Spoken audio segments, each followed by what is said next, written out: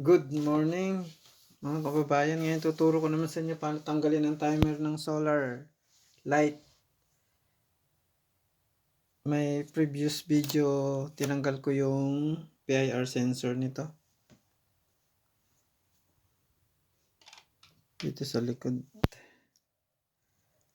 Now, ang tatanggalin ko naman ay itong timer niya. Timer IC. How to remove timer IC. Okay.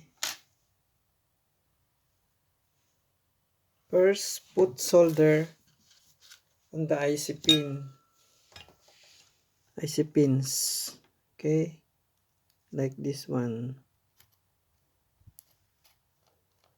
Punuin mo muna ng solder yan. Yan. Okay, then the other side. Punuin mo rin ng solder to. Put solder on the other.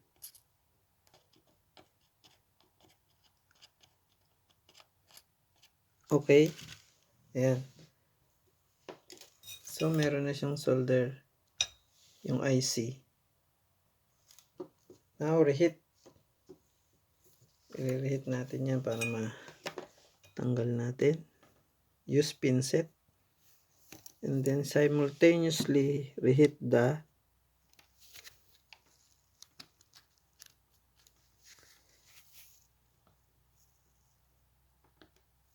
IC pins.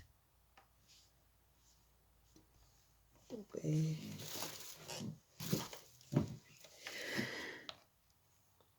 It's hard to... Okay, reheat. Then reheat. Reheat.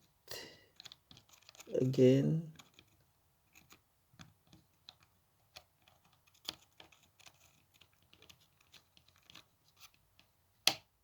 Okay.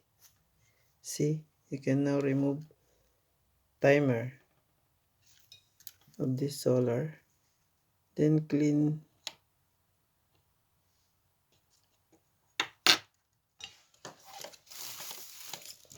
the terminal para walang short. Okay. Now, okay. Clean.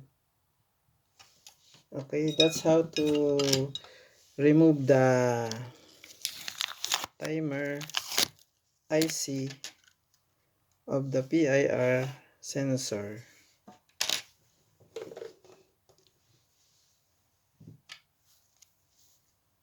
Okay.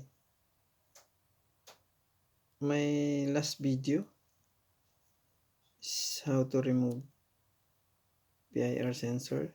Please watch if you need it. Then the IC timer. No. Panoorin nyo na lang diyan. Kasi gusto kong gawing ano na lang to, manual switch na lang siya. No? On the next video. No? Part 1, part 2 ito, and then part 3 natin, lalagyan na natin ng manual switch ito. Maghahanap lang muna ako. Part 1 is PIR sensor removal. Then part 2 is removal of the timer. And then part 3 is how to put switch manually. Okay. Thank you for watching. I see remove. Okay, this one.